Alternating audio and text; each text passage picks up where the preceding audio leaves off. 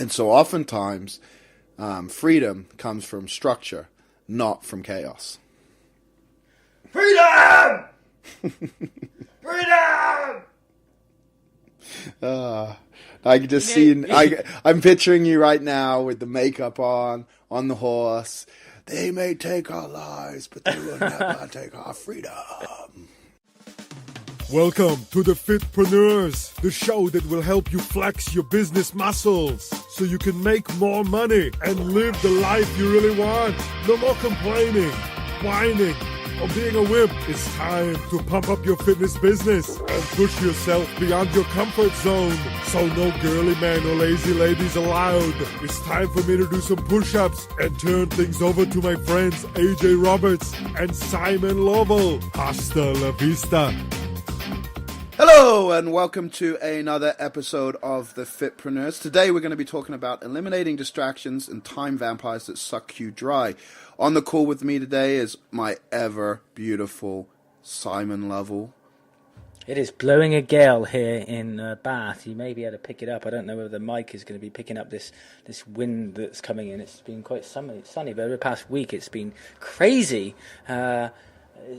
It's maybe going to distract me through this episode, but we'll see.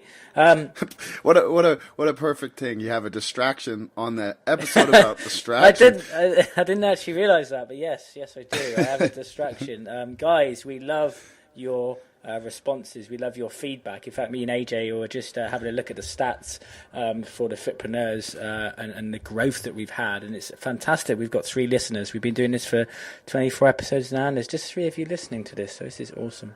No, in all seriousness, we love having you listen. If you could go to iTunes and subscribe, We go in there daily. We're like you. We have this procrastination, which we're going to talk about today. And part of that is being in iTunes, checking out your reviews. So please, while you're listening to this, just head over to your computer and just click that 5-star review and just type in a few words. It might be completely random. It might be sharing a bit of love for AJ or a bit of banter for me. Whatever. We want to hear from you. Also, head to the website, thefitpreneurs.com, where you can subscribe. Make sure that you get updated with all the latest episodes so that you don't miss one, just in case you don't subscribe. So we've got you from every single angle. Yeah, it's funny, a lot of people don't listen through iTunes. They actually listen via the web. So, you want to be on both places, and makes us feel better too, as it bumps our numbers a little bit. So before we get into today's episode, Simon, let's catch up. We always do on every episode, share a little bit of our personal lives with everyone. So I know that You've taken some big steps here recently, and why don't you share about that? Well, my application has gone in to move to San Diego, so my visa is in. So all I need, if I get approved in the next 2 to 3 weeks, is a wife. So we've discussed this on previous episodes. If there's any particularly hot, fit females around the San Diego area, then I will be conducting interviews around my birthday period when I have my mastermind, and I will be offering $500 cash for a marriage.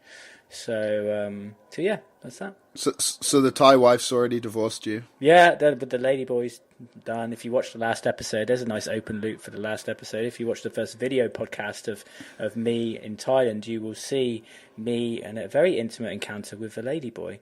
But things didn't work out there, and she dunked me. So yeah.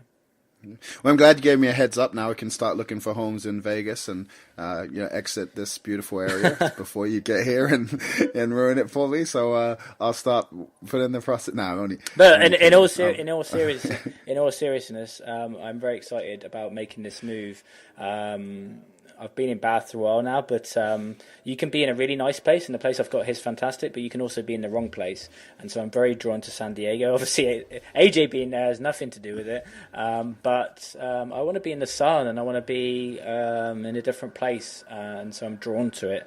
So I'm excited. So I'm nervously waiting now for the reaction to find out whether I've been accepted or not, and then hopefully that'll be a year-long visa, and then I'll get my I'll marry in Vegas immediately as soon as I set foot over there, and I'll be all good. Perfect. My life is complete. It's funny, I moved to San Diego a few years ago after coming here pretty much every year since I was junior in high school.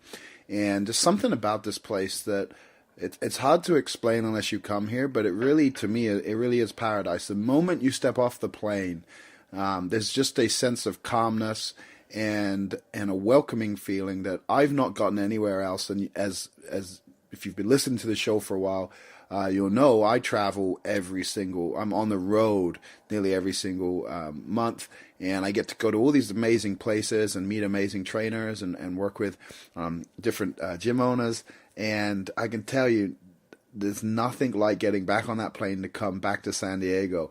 A lot of people are always trying to escape where they live. They're trying to go on vacation, and I'm on vacation 24/7 here. If I get a little stressed, if I get wound up, I can go for a walk on the beach. I can go play in the ocean. I can, take time out and really, have a mini vacation whenever I choose to. And that's the beautiful thing about being here. And, it's funny, I always said I wanted to retire here. And oddly enough, when I retired from powerlifting, this is where I ended up. So it's funny what you ask for, and you got to be careful. The universe will deliver, but not always the way you expected. Luckily for me, it was a lot earlier than I expected.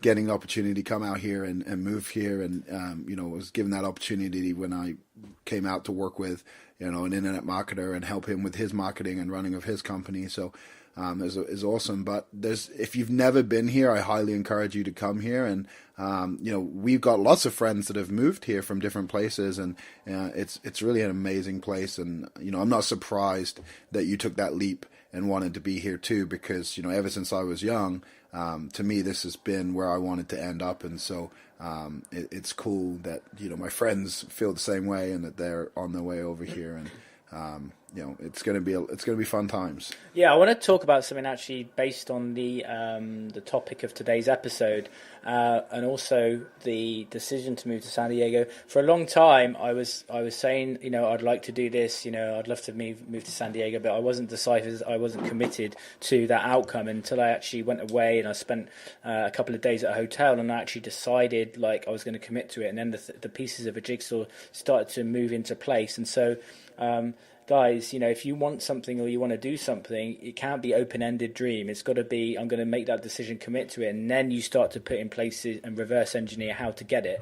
So there's a very big difference between I want to do this versus, I want to do this versus I'm going to do this now and commit and set a time frame. So I sat down and went, look, I've been talking about San Diego for ages now. What's stopping me? Fear, whatever it is. And I was like, no, I'm gonna make it work. And ever since, the momentum grew, and that's how you grow momentum.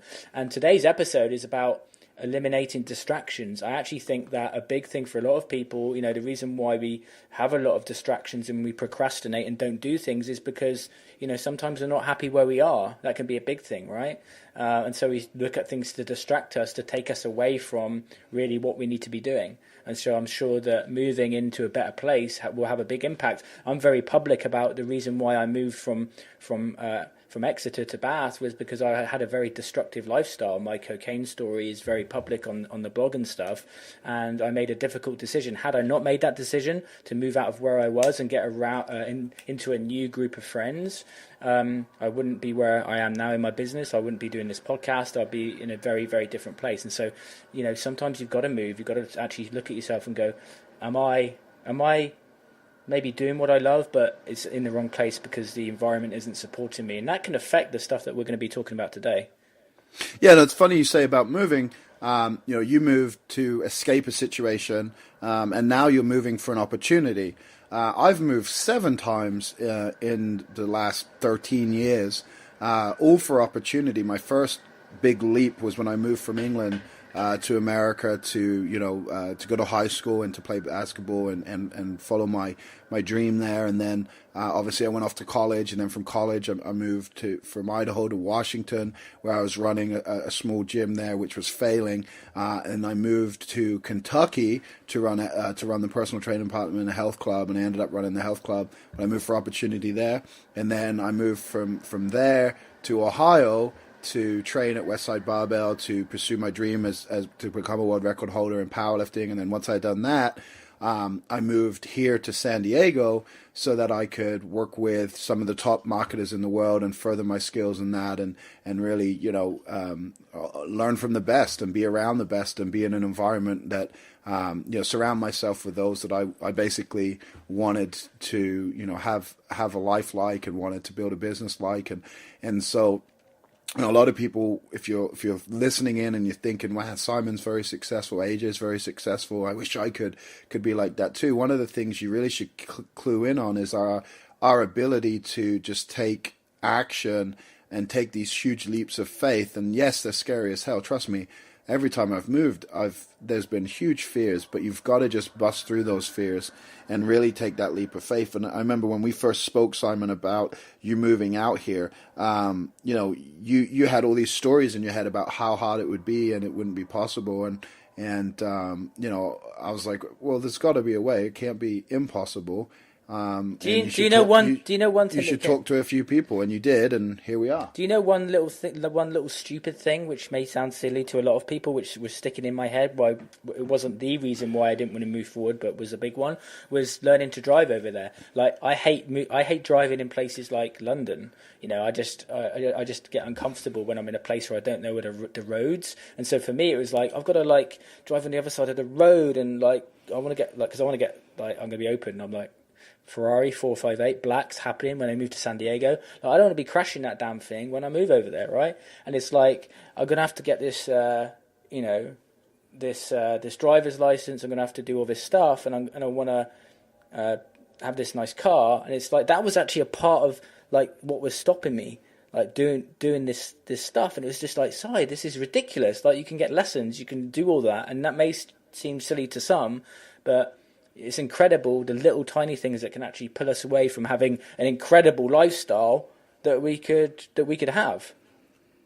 Exactly, and I think that's what most people do is they tell themselves stories, and then they just waste time. And so, talking of wasting time, let's move into today's meat and potatoes and really dig into this topic of eliminating distractions and removing the time vampires. So, I figured we'd kick things off with talking about kind of what our biggest weaknesses are, because what I've found is that, even the best of the best struggle with time management. It's something that seems to be a constant focus for entrepreneurs to improve upon, and they're always looking for new ways to better utilize their time. And so, I know a lot of people listening probably feel as if a lot of their life is chaotic and feel as if they run out of time too often, and they don't get the things done. But if we actually look at our daily schedules, oftentimes we find hours upon hours that are wasted.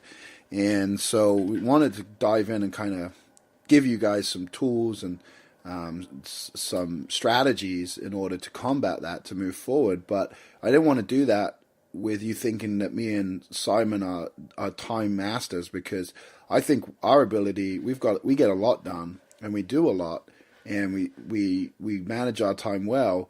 But even talking to each other, I think we both could agree that there's areas that we still need to improve upon. Oh, definitely.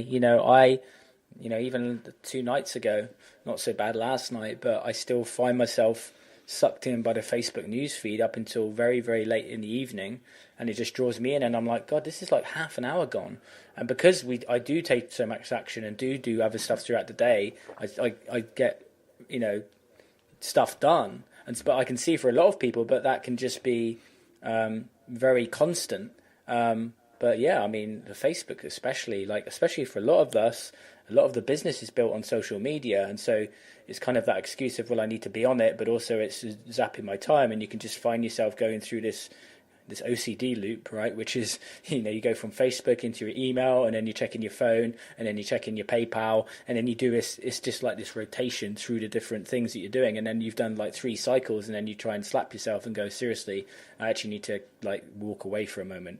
And it's actually, I think they've done a lot of studies on this, on how much social media and stuff does create a real kind of problem for us. So this is something which I, to this day, struggle with more. But what I've done to try and combat that is really start and set out a new routine. I'm really working on the evening stuff at the moment, but I've got my morning routine pretty dialed in, especially this time of year now with all the kind of new goals and stuff that everyone's setting.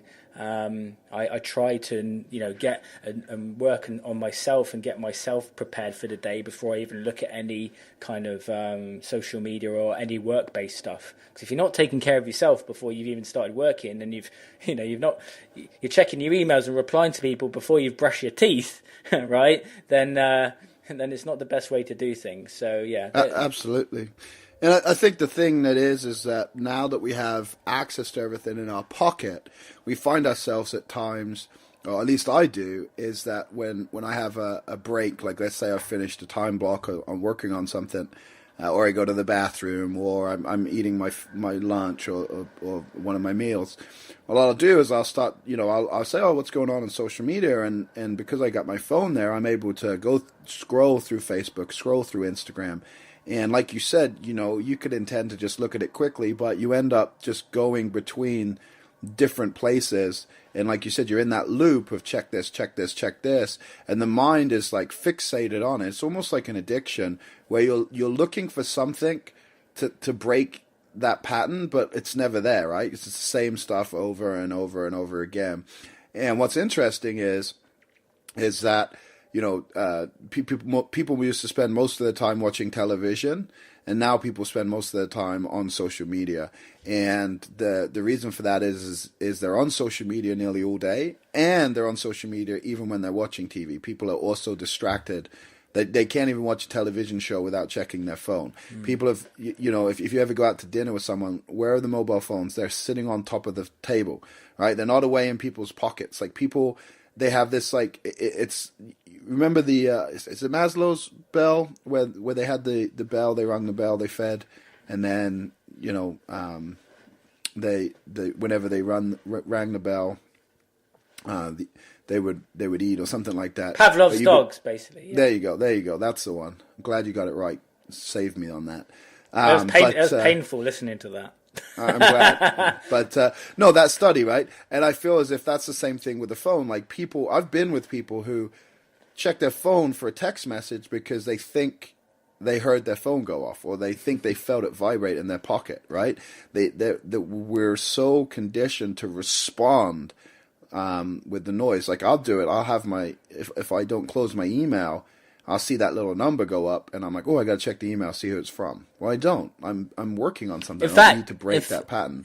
In fact, it's funny you should mention going out for meals and stuff. Something which I did just before Christmas started doing was that if we go out for a meal with our friends, I say to everyone, the phone goes down on the sofa, and we leave the phones on the sofa and we go out and have a meal. And that, honestly, we've had the best nights, and everybody's agreed it's the best thing to do. So guys, if you're going out and having a meal with friends, suggest it. Like one person say, everyone leave their phones here. If you know that people are jumping on the phones all the time, and you'll have a great night out. It's just been fantastic to do that. Yes, and especially if it's like close friends or loved ones, like that being present is there's nothing like it. And if you've forgotten how to communicate, which I see a big problem now, like a lot of the times, like people pick their phones up in breaking communication, and so if you need something to talk about all the other people that are on their phones around you. Start paying attention to that stuff. It's pretty interesting. When you're actually present and paying attention, what you'll notice versus when you got your head down in your phone. And I'm like I said, if my phone's with me, there's a good chance that I'm going to check it at some point. In fact, so you got to leave the phones away and stuff like that. In fact, let's pull the action, from the end of the episode to now. Just grab out a piece of paper and a pen. And I guarantee that many of you listening to this aren't just listening to this, you're probably doing something else. See if you can stay present during this episode and have the pen and paper there next to you, and then notice the amounts of times that you go to do something else, and you will be very, very surprised, many of you. If you're I find myself that sometimes I'm listening and wanting to do a training and going through and trying to learn something, and then instantly I'm off, or I'm checking my phone, I'm doing something else. Just use this episode as an exercise now to notice your body trying to pull you away from full attention of this episode, and I think you'd be very surprised by the end. And actually message us on the Facebook page and let us know how many times that happened for you. Yeah, great.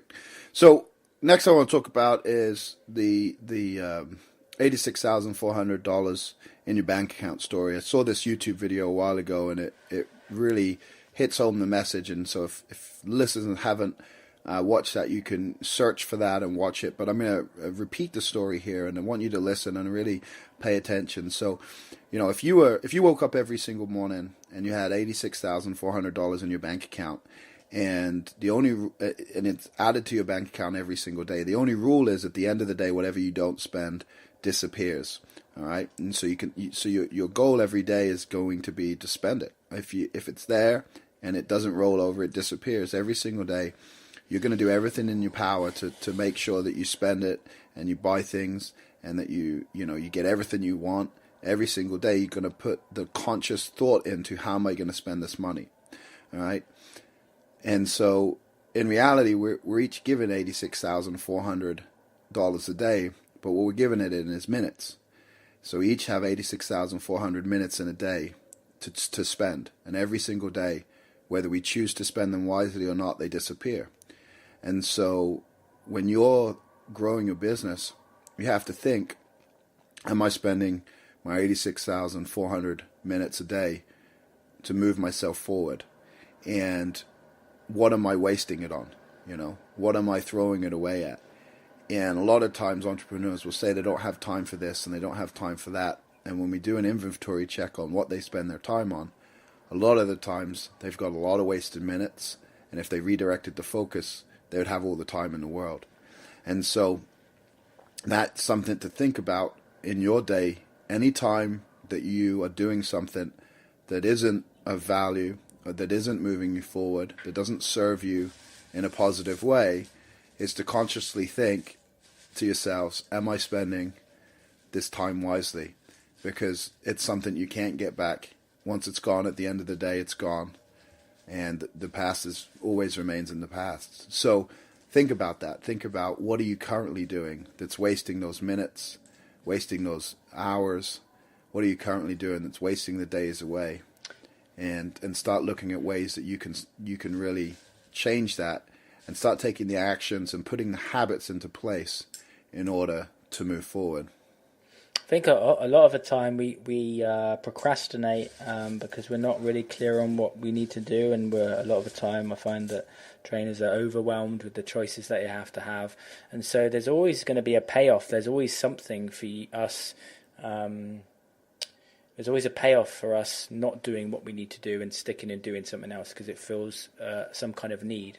So what you also need to do, if you do find yourself procrastinating for any length of time and not efficiently using your time, is to really sit there and just ask yourself, why am I now deciding to do this? And once you get to the deeper reason and you actually start to question why you're actually continuing to, for example, be on social media and just entertain instead of act, right? Which is, gain a because that's essentially what it is, right? It's Facebook is, you go through the news feed, for example, and then you see a video you like, and then, of a cat dancing around a dog or something, and it's entertainment. It's giving you a feeling in the body. It's causing a reaction in your body which makes you feel good. Okay, so with that being said, it's a case of, is the stuff which you need to be doing giving you that feeling? And if it's not, okay, and if it's not giving you that feeling above what the social media is doing in terms of stimulating you, then that's what we need to start to rewire and look at in terms of, how do we make that more appealing for you? Right, and I think that a lot of people just don't understand how valuable their time is, right? They don't know the value of their time. So why don't we walk them through and kind of show them how to calculate that out, so they know basically how much money they're throwing away with every wasted action. Mm-hmm. So in order to do that, to understand how valuable your time is worth, what you got to do is first of all, you got to get very clear on how much money it is you want to make. Okay, and you got to decide, all right, in the next 12 months, I want to make X amount of money. Okay, and so calculate, write down whatever that number is in your head. If it's 100,000, if it's 250,000, if it's $1 million, just write that number down. And then you got to decide, how many days a week are you going to work? Like, how many actual days a week are you going to work? Are you going to work 5 days? Are you going to work 6 days? Are you going to work all 7 days? How many days a week are you willing to work? Right? And typically most people have about 100 to 150 days a year that they don't work.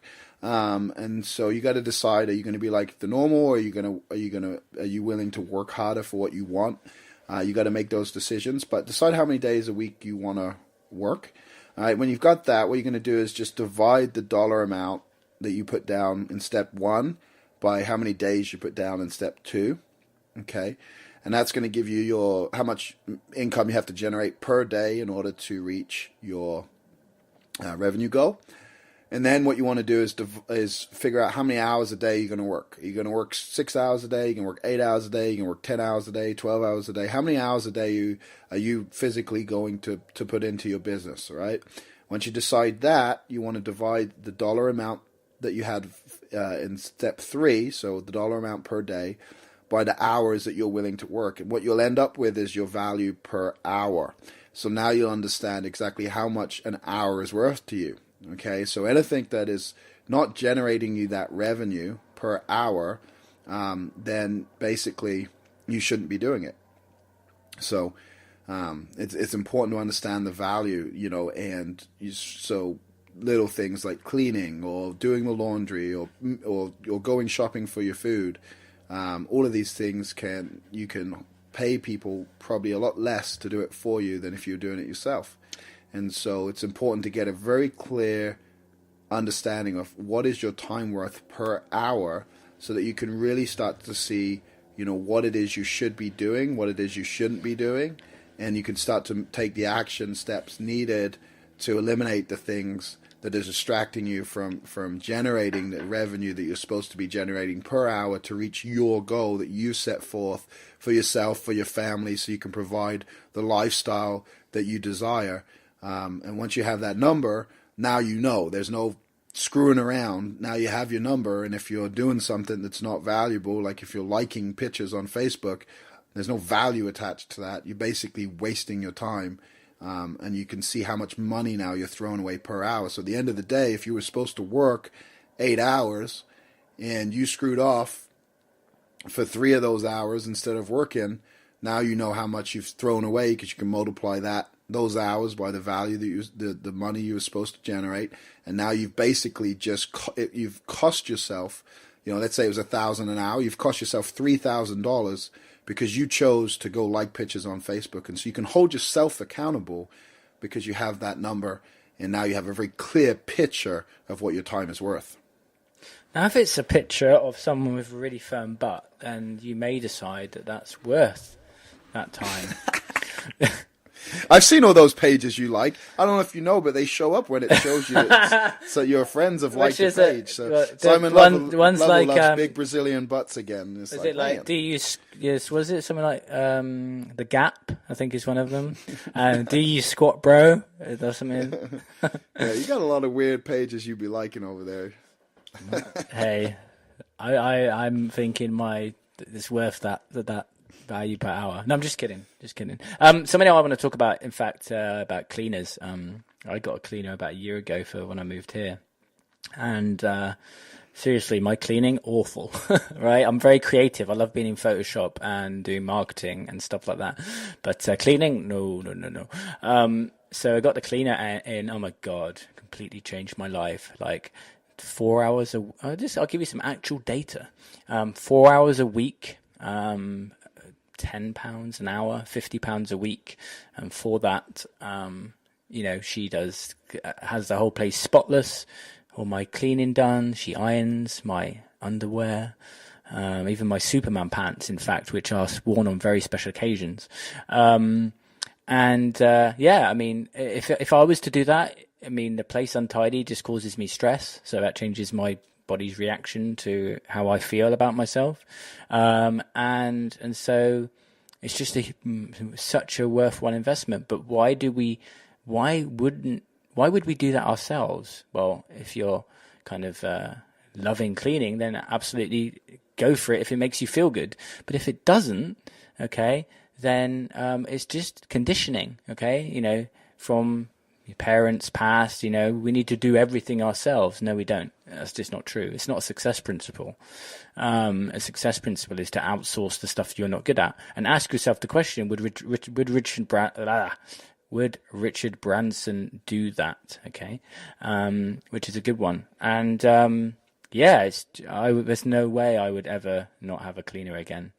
Yeah, me too. I mean, the cleaner here that we have come here, she only comes once a week because she's actually incredibly good at what she does, and her schedule is packed. But she comes once a week, and the house is just spotless when she leaves. And as many people know, I got two pit bulls that are running around. I got a third mini staffy on the way. So my God, I'm so excited about seeing three dogs running around here. So I mean, the house can get pretty messy,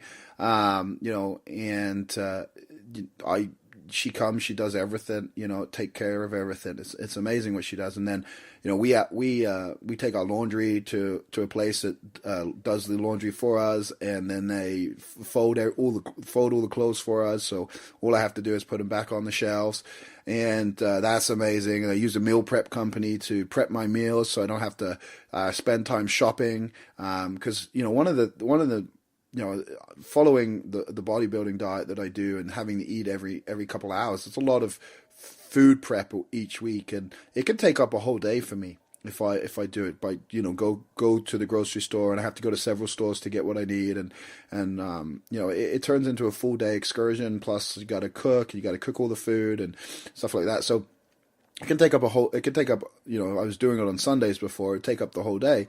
So basically, I just bought back my Sunday by paying a meal prep company to make the foods. And honestly, it's really not that much more expensive than getting all the ingredients myself and cooking everything. So that's been an amazing thing for me. And just continuing to find things that, in my personal life that can be outsourced has been more of a relief, I would say, than in the business side of stuff. Because I love the business side of stuff. So, even if it's something I could outsource, I don't get stressed if I'm doing it myself. I just know my time could be better spent. Whereas, like with the house cleaning and laundry and doing all those things, to me, it's just, it's a pain in the butt. And I don't like doing it. And, so why not get rid of that and not have those emotions, like you said, not have that negative feeling or that stress or anything associated to it. And man, it's made such a difference for me. I love it. A little mind hack, which is a very, very important one I should add, is that many people don't do it through the cost, or that costs that amount. Okay, that's not a success principle. This is what you need to do, and you might want to make note of this. You can't say and think to yourself, it costs this, okay, I should do it myself. What you have to think of is, what would it take for me to pay for that? Okay, it would take me one client, right? Paying, for example, if it's a cleaner comes in and relieves you of that much stress and it costs £40 or £50 a week, okay, that's for most people who are doing pay per session, and we won't go into that on this episode after my last blog, but, it's going to cost you one PT session, okay, to relieve all of that stress, which will free you up with loads more time, and so it actually ends up you making more money, not the other way around, okay? So when you switch your mind from, oh my God, it costs this, to actually it's going to cost me one client to do that, that's when you start to shift things. Yeah, so basically what we're saying is delegate anything that is not worth your time. Literally, like anything that is not worth your time, delegate. Heck, they even have people who will come to your house and wash your car for you. So I have that. I go to a place and these Polish guys do my car for me, and they do a fantastic job. But you still go there, right? So you're still taking that drive. But I love driving my car. Exactly. So it's a good excuse to drive the car. But let's say let's say you're working at a gym and you go there in the morning and you leave at night and you don't have time to go get the car washed, right? Well, guess what? There's people that will come to your business facility. They'll come to the gym and they'll wash your car for you. So even the simplest thing like getting your car washed, you can save yourself time if you're really serious about leveraging, and like I said, once you know the value of that time, and like Simon says, you got to look at it as in, what's it going to take me to afford this? Oh, it's one more client. And if you sell training the way, I teach training the way Simon teaches training, like you're not going to be charged, you're not going to get $50 a week from someone. You're going to be getting thousands up front from someone, right? So you have a float, like you have the money to do that. And that's the thing. Like, you guys can't think in terms of, well, I'll do that when I can afford it. You can't afford not to do it. You have to delegate anything that is not worth doing your time, because here's what I've found. Number one, a lot of times it takes longer than you thought in the first place. And number two, on the business side of things, a lot of stuff you try to do yourself, you either end up screwing up or it ends up not working, and you have to end up hiring someone anyway. So you might as well save yourself the process and just go right away, say, okay, I don't know a single thing about websites, so I'm going to go hire, our friend Corey Johnson, the guy who builds websites for fitness professionals. I'm going to go hire Corey to build my website for him. I don't care what it costs, because I know whatever it costs, it's cheaper than me trying to do it myself and figure this all out and spend the time and do that. So those are the things that you got to think like. If you want to be successful, if you want to really excel and you want to do it rapidly, you don't want to screw around for the next year. I mean, you want to take charge and you want to move forward quickly. The way to do that is just delegate anything that's just not worth your time. 100%. Yeah, actually, before we go on, I want to, before I forget, about the mobile stuff too, we were talking about earlier. When I was in Thailand, I actually lost my phone and I didn't have it for 3 weeks. And I actually really enjoyed that process. Now I've got it back. I'm back into that normal routine again. The only reason I really need my phone is actually, the only annoying thing was because I used my sat nav on it, and I didn't have it when I needed to go somewhere. And I actually did really well without a phone for 3 weeks. And actually, I've tried before, and again, this is my own needing to develop. But I tried to remove the Facebook app, and it lasts about a day, and then it goes back on there again because I want to post a photo of me like drinking a smoothie or something. And so I think if you think about it, like, you could probably do without the Facebook app and just use the Messenger thing, right? Which is so you get the messages, but then you need it for other stuff. I actually just removed the Facebook app from my phone yesterday, so we'll see how long that lasts. I give that minutes, frankly. Because honestly, what happens a lot for me is when I go to the restroom, I get on the Facebook, and an hour later I come out of the restroom, and my partner's saying, "Are you okay in there?" So I gotta get rid of this, and I keep saying I'm going to switch to a flip phone too. But it's funny, you said something that made me think. Yeah, there's a lot of excuses to keep a smartphone, right? My sat nav, for instance. Well, guess what? They make sat navs that could go in the car. So you don't need your phone for maps, right? Facebook, you can upload images from your computer. So you could send yourself the picture and you could upload it when if you're going to continue on Facebook, maybe you have 30 minutes a day that you get on Facebook or something like that. So we create excuses. Like, I have Instagram on my phone still because I have yet to find a way, and maybe I'm just overlooking something, but I'm pretty sure you can't do anything on Instagram apart from like pictures on the desktop. You have to upload images from the phone. So I've kept that because I've been active on Instagram now for a while and kind of have a little following on that. So I'm like, oh, well, if I don't have that, then all this work I put in will be wasted, essentially, right? And so we create all these excuses why we need to keep our phones because of the apps that we have on there, or I use it for my camera, or I make my videos with it. Well, the iPod is exactly the same as the phone. It just doesn't have the phone on it. So if you want pictures and you want videos, you could use that, right? And connect to a Wi-Fi, upload to your email, and then you could do it from the computer. So there's a way around everything. But isn't it interesting how, as humans, we find justifications in order to keep the things that honestly keep us from what we truly want? The excuses that we'll make to justify our terrible habits. Yeah, pull out your iPhone now and message us if you think you agree with us. No, actually, one app I need to get rid of, in all seriousness, is Tinder. You know why? Meeting too many guys on there. Fuck you. Not getting any matches. No matches. You're not liking enough of. I've heard the secret, and this is from a 16-year-old at the Underground event. For those that don't know, I used to run a big marketing event called the Underground Online Seminar with Yannick Silver. And each year we brought in young entrepreneurs. We scholarshiped in young entrepreneurs to come to the event. And our last event was New Orleans.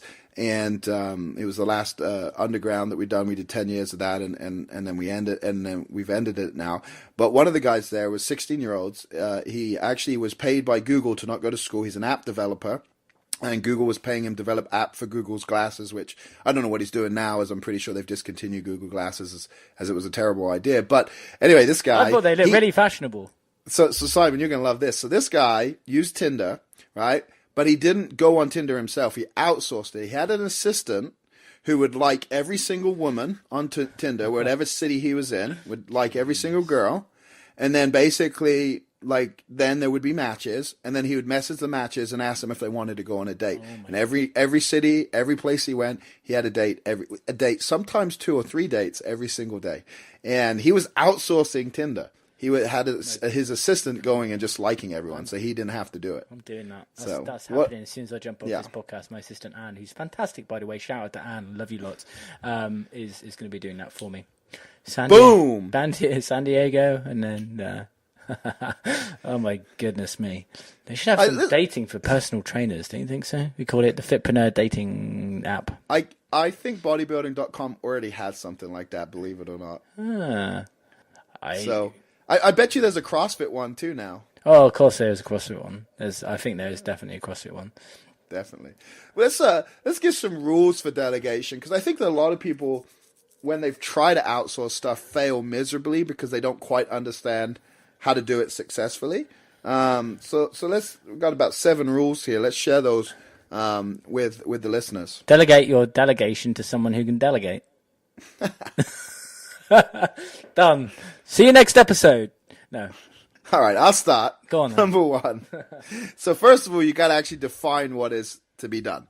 So a lot of people talk about systems, right? So if you're outsourcing something, you need to have you need to be able to explain to the person exactly what it is you want to outsource. So when you hire a cleaner, for instance, like, not all cleaners do everything. So not all cleaners do laundry. Not all cleaners do the dishes. Not all cleaners, will do the windows inside and out. So you have to define what it is you want to get done. And be clear and let them know. And so if you've created a checklist, or you have a list of things you want to be done, it's best to have that before you start delegating. What was that? Was that number 1 or number 2? That was number 1. Okay. Number 2, be certain to delegate. Be certain the delegatee understands what it is to be done. Wasn't that just what you explained? Well, what this means is that AJ, these notes. Do you need to sort this out? When you share, when you go to delegate and you give them the list, you want to make sure they understand what you're asking of them. Oh yes. Right? You want to make sure they actually understand the task that's being given to them, that they understand what it is you expect, what your expectations are, and you want them to really be clear on that and be able to repeat back to you. And yes, it does sound like you're talking to a child. Don't treat them like that, but what I mean in the process. But you have to be that rigid. Otherwise, a lot of times, if you give someone an inch, they'll take a mile. Yes. Number 3, explain why it is to be done as you're prescribing it to be done. Yeah, so I don't get these notes. Well, that's why you're no good at delegating. Yeah. So the person, when you're telling someone to do something, it's best to explain to them why it is you want it done this way, right? So a lot of the times, people have their own ideas on how they should do something. And if you want it done a certain way, you got to make sure that they understand the importance of getting it done in that way and in the order that you want to get it done. So let's say if you were delegating opening your gym in the morning, like you decided you don't want to work at 5 a.m., you're going to have someone else come in and open the gym. And so you're delegating that task, right? And the checklist is, first things first is to unlock the front door. Second thing is to turn on the lights. Third thing is to unlock the back door. So you have a sequence of events that they go through. Now, if they decide to come in and change up that sequence, what will happen is oftentimes things will get missed, or the order of the sequence is, if they walked in the front door, didn't turn the lights on, and then went to the back door to open the back door. Let's say someone had left a kettlebell out in the middle of the room, they don't see it, they trip, they fall, they cut themselves on the corner of a jump box or something like that. There's a reason you have your the order in which you're asking them to do something, or the way in which you want your clothes put away in the closet, for instance. If you like all your colors, where you have blacks on one shelf, reds on another shelf, like these are things, important to you, but they may not be important to the person that you're sharing it with. So, that's essentially, explaining to them why it is. And then number 4 is to teach them how it is to be done. Not micromanage, but show them, walk them through, do a demo run, show them what you expect of them, so they're very clear. Basically, the more clarity you can give the person you're delegating to, the better. Some people are very capable of just taking a task off your hands and going and doing it themselves. But in my experience, especially when you're new to delegating and you haven't delegated much, usually you get very frustrated because what happens is the person doesn't do it right, and you go back to that mindset of, I should just do this myself. I would get it done quicker. I'd be easier. I wouldn't have this stress. So it's very important to be structured with your delegation in the beginning, because otherwise, they'll screw it up and you'll end up firing them, and thinking it's a waste of money, and probably not hiring another person, and end up doing it yourself again. You'll be back to square one, back to that frustration that you started with. So, teach them how it's supposed to be done. Number 5, be sure that they understand the how-to process. So understand each step, understand what needs to be done, how it needs to be done. Just confirm with them that they understand. Set deadlines. So if your cleaner's coming in, pay them for a certain amount of hours and they'll get them done. If you're delegating a work task, make sure they understand what the deadline is. When do you expect it done? When do you expect it back in your hands? And then just make sure there's an agreement to when that's going to be done, what day they're going to show up, what days they're going to work, what times they're going to work, how they're going to be contacted. Just make sure you have an agreement in place so it's very clear on both parties, so there's no misunderstanding. A lot of the times, verbally, you can agree on something, and then things go haywire, and the person says, well, you never said that, or that's not how I understood it. So basically, with your delegation, you have to be very clear on what it is that you want from the person, and really make sure they understand what you expect from them. The goal of this really, guys, is also a lot of it, the reason why people don't delegate stuff and outsource stuff is because they want ownership. And so if you can go from the mindset of trying to keep it for yourself to how could I get someone better than me to do this, right? Like how there's lots of people who are actually better than us at doing stuff, but if we can actually train them and actually go through this awesome process that AJ is sharing, you'll have probably someone that does it more efficient at you, is more cost effective than doing it than you, and the outcome is actually better. But it's all about training. This is all about this. All of these steps are about making sure that someone does it right. Me and my assistant, for example, if something goes wrong in the business, we go, right, okay, how can we improve on that? It's actually a system problem. It wasn't their fault. It's actually my lack of ability to train them in that process. Yeah, and I think that's, a lot of people say they need systems, but honestly, if you're doing everything yourself, you don't really need a system because you know what you're doing and you know how to do it, right? You only need systems when you start to give those tasks to other people, because you don't want to have to go through and explain to every single person that's ever going to learn how to do that, one-to-one.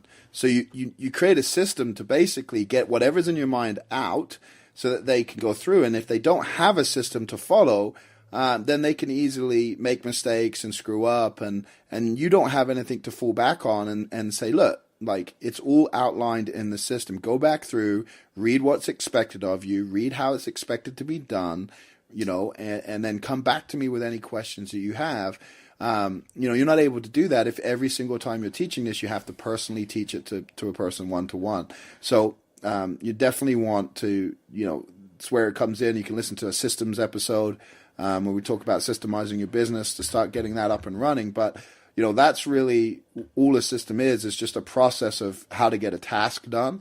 And you just, want to be able to use that and treat the people that you're hiring or delegating to, treat them as if they don't know anything about the subject so that nothing can get missed, because a lot of the times that's what causes the frustration in outsourcing, delegating, or hiring, is that the other person, you expected them to know something and they had no clue. So, you got to treat them as if they've never ever done that before.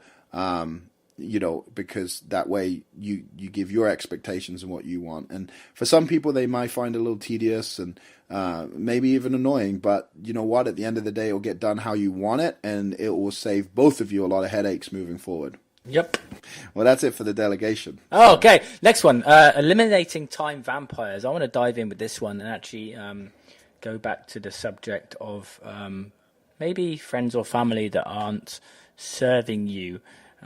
Your support network and your peer group is very important to you. So you could probably find yourself that you're being dragged left, right, and centre, or being put in front of things, or influenced by some people that really shouldn't be involved in your lifestyle if you really want to be a true fitpreneur, which is being a business owner as opposed to being just a trainer. If you want to grow, you've got to be around those that are radiating you, not draining you. And so a lot of the time vampires can sometimes, in my experience, many times, actually be people themselves. I agree. The thing with friends and family is that as you grow, if they're in the same place still, they don't understand how valuable your time becomes. And I used to, before I was insanely busy traveling, working on a million different projects, and working with, lots of different people on their marketing and building, helping them build their businesses. Like, I used to think to myself, man, why don't these, why is it so hard to get a hold of this person? Or why won't this person just meet me for a coffee? Or, you have this mindset because where you're not busy, you assume that like they're busy is just, their choice to be busy. And what happens is as your business grows, what you find is you do have less and less time for the things that aren't important to you. So obviously business is important, and your wife, if you're married, your wife, your husband, if you have children, your kids, like these are all things that take top priority. And so if you're putting in a 10-hour, 12-hour workday, right, you're a hustler and you're just grinding and putting that in because you love what you do, so it's not really work, right? You love it, and then you want to go home and you want to spend that time with your family. Like, you don't want to have to take a phone call, you don't want to have to go to dinner with people who just want to catch up.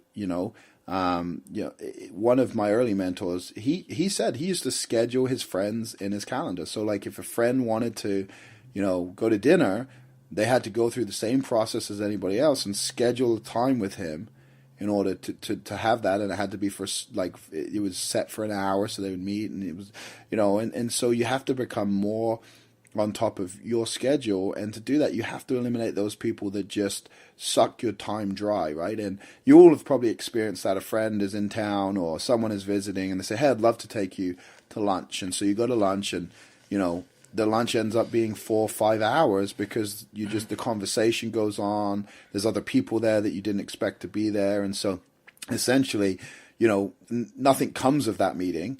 For you, there's no business that's transacted. There's no, relationship, close relationships with built because that person's going to go off and you're not going to see him again for 6 years or something like that. But these things happen and they cause interruptions and distractions from what it is that we're supposed to be focused on. And yeah, they feel good. Like, it's great catching up with people. I'm not saying not to catch up with people, but it has to be scheduled. You can go and you can meet someone for coffee versus having a lunch. That way you can be in and out, because you have another appointment that you have to go to. And so there's ways that you can leverage that. But, you will have those people. And same with clients. If clients are blowing you up constantly through text message and you're checking your phone to respond to them versus working on, let's say, a new article for your website, or working on a promotion that you're doing to put out in the gym. Like that client is taking up way too much of your time and they're not paying you for that extra service. And so and you can create a level you could, where they could offer that, or you can choose to respond at a certain point of the day. But, the people who just basically suck your time dry, like you want to acknowledge who those people are. You want to put things in place to control that. And the simple thing is just scheduling phone calls. If someone's like, I'd love to meet up to discuss this, you say, well, great, let's get on a call first and see if there's any way, if it makes sense to meet up, right? And so it's just about controlling your schedule and controlling the amounts of availability that you give to people who are not going to, move you closer to what it is that you're seeking. One of the biggest skills that you will learn when you develop as an entrepreneur is the ability to say no. I get asked a lot. People want to work with me who aren't in the niche that I'm in, and if I was to say yes, it would distract me from my true mission and purpose. And so have a think about that too. Just have a think about how many times you're saying yes to things that really you should be saying no to. It's really important, I think, just to, now that you're aware of this, and awareness is the key, is to start just, grab a piece of paper and have a think about today, and think about, if you're listening to this in the evening, or tomorrow morning if you're, the other way around. That made no sense. Just make a list of the distractions that you've had throughout the day, and then decide on things that you can do to alter them. Also, another thing too is being time efficient. If I want to listen to a motivational audio because it's going to educate me, then instead of listening to that to an hour where I'm sat doing just that, I'm going to use for example, tomorrow morning, I am going for skiing lessons. I'm going to Canada, Whistler, at the start of next month with Tony Robbins, and I'm going to be traveling for 2 hours to get there. So I want to be listening to some audios, and so I'm going to be doing that in the car instead of listening to music. So it's just about linking things together so you're more efficient. Yeah, I think that's the key, is the awareness of your time and then the planning. Okay, so what we're going to talk about now is really, how to focus on what's important, and three big questions to ask yourself. Anytime you're doing anything that may not be, worth your time. And so the first question you want to ask yourself is, does this clearly move me measurably closer to my goal? So is this task that I'm doing going to move me closer to my income goal, my fitness goal, my financial goal, my family goal? Is it moving me measurably? Can I measure that? Or is it just a hope, a whim, a wish, and we have no way to track and confirm that this is actually valuable for us to be doing? So that's the first question to ask yourself. The second question to ask yourself is, am I engaged because this is beneficial? I can't even speak today. What's going on? Beneficial and profitable to me. Okay, so is this going to benefit my business, and is it going to be profitable to me? You've got to ask that question too. And then lastly, because it's not always going to be about profits or being able to measure, but is what I'm doing making me better? So is it making me a better businessman? Is it making me a better trainer? Is it making me a better husband or wife? Is it making me a better parent? Is it improving my self-development? Is what you're doing moving you forward in life as a person? Are you growing from the activity you're doing, or are you just wasting time? Scrolling the news feed on Facebook, on Instagram, scrolling through tweets and reading them. None of that is improving your life in any way, shape, or form. You're not getting better from that. You're basically just filling a void of boredom and looking for entertainment. And so that's another question to ask yourself. And if you ask yourself those three questions consistently, you'll find that you'll start to eliminate a lot of the things that distract you from your ultimate goal in life. I think fun time is very important, but if you're spending 2 hours a day on playing video games and you're wondering why your business revenue hasn't increased in the past 3 months, there's a good number of hours there per week where you could be marketing your business. So you have to get brutally honest with yourself. Also, this takes some doing. So you have to have a hard look at the actions you're taking. And like AJ says, it's all about a stimulant. There's sometimes a stimulant for and the way something, how it makes you feel, to distract you from the true outcome and the thing you want to do.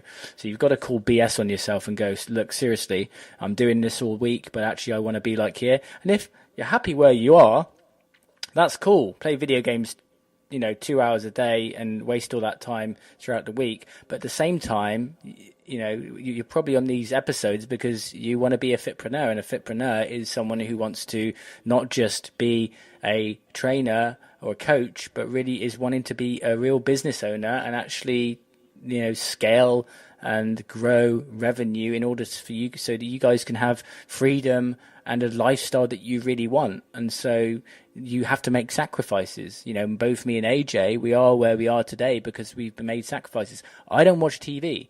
I go to the cinema probably maybe once every 2 weeks, but that's really because I need to get away from work. And so I think there's a big difference here in the shift of doing something fun to take me away because I need time to refresh and recharge versus most people doing all the fun stuff, but them having to drag their ass to do the business skill stuff.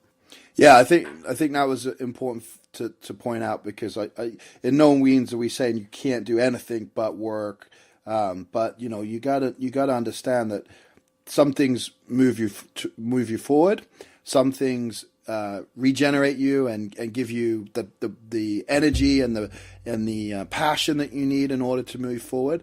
And then most things that people are doing, and these are the things you want to eliminate, they're actually draining you, right? And I don't know about you, Simon, but I get very stressed when I realize that I'm in a loop.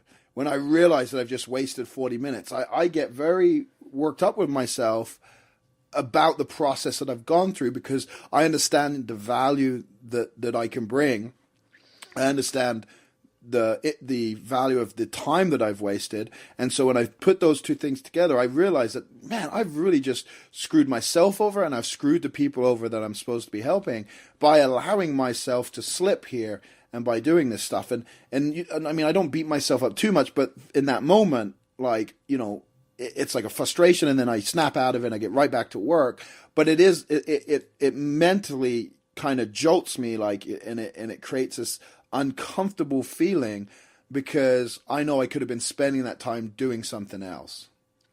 Yeah. And these these are all skills that we're all developing. It's just some have them more developed than others. So don't think that, guys, we're not going through the same things as you, because inevitably, they are. It's just to a different degree. So yeah.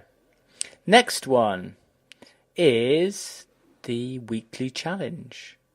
But before we go on to that, please head to iTunes to give us that 5-star review, obviously, and to put your feedback in there. We would love to hear from you.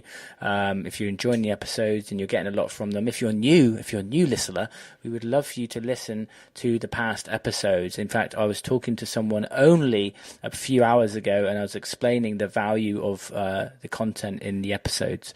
You want to be listening to these episodes like you've just paid $1,000 for them. All right. And if you action the stuff that we teach you in covering all the different areas, and you implement, you will get a lot of benefit for them. So please do that. And we also want to hear your feedback too, as always.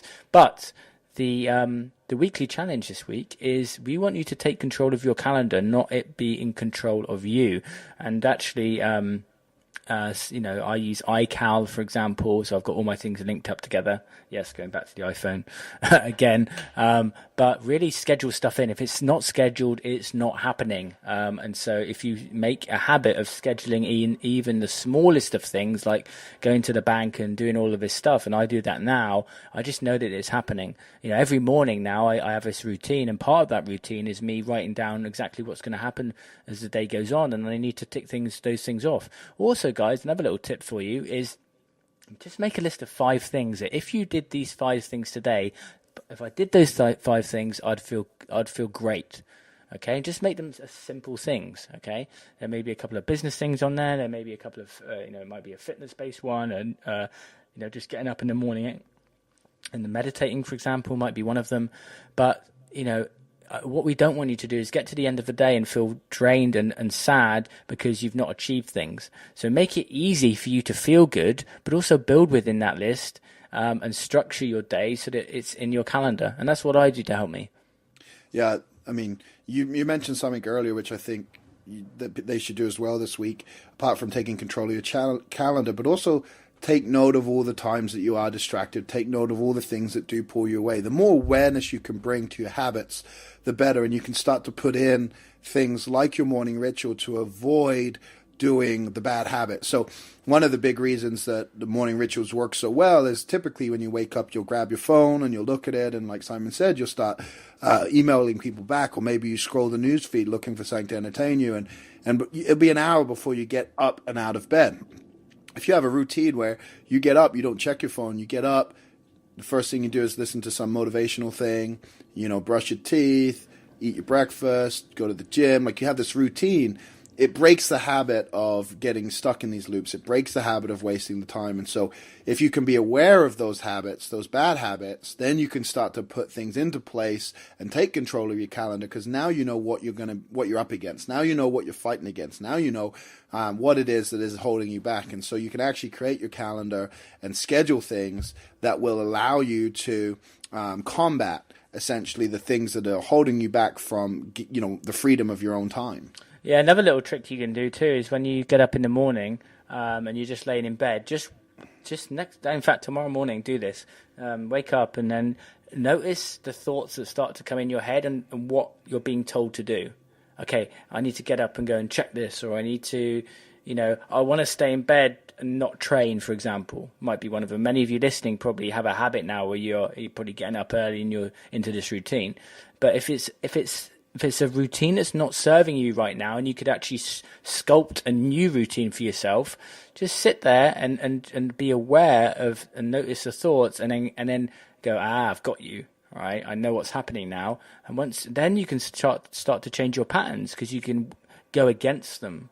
The easiest thing to do is be pulled towards something which isn't serving us. But if we can be aware of it and force against it, okay, and implement a new routine, which is going to take a good month to put into habit, then that's how you start to train your brain. And really, success is about brain training, really is. Cool. Let's move on to the quote of the week.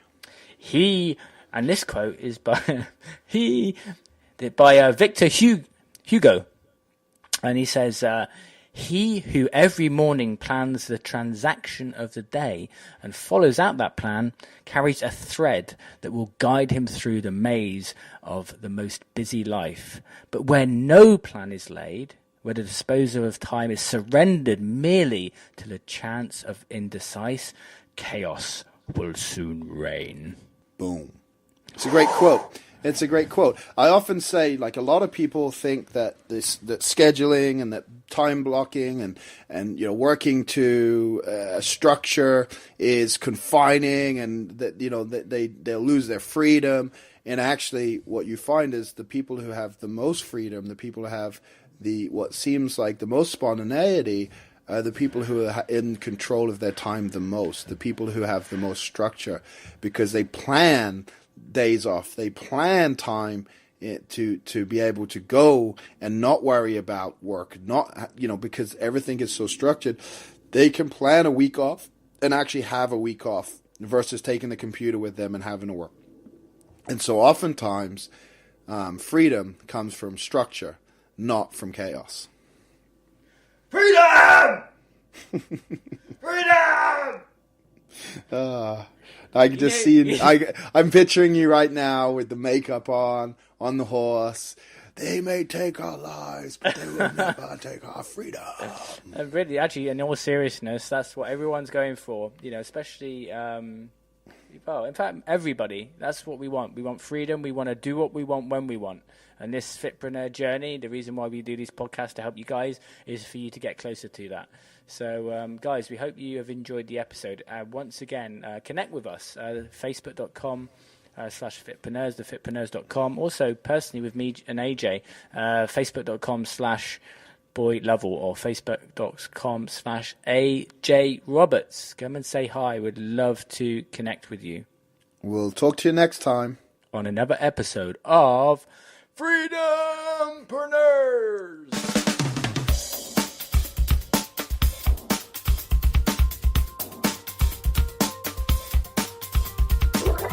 Guys, thanks for the killer episode. Listen, if you want to take your fitness business to the next level, terminate your competition, create ultimate freedom, buy new houses, cars, which could blow up, travel the world, or open your own gym where you can lift really heavy weights, then head to www.thefitpreneurs.com/free call for details on how to apply for your free accelerator call. Until the next episode, hasta la vista, Fit Pros.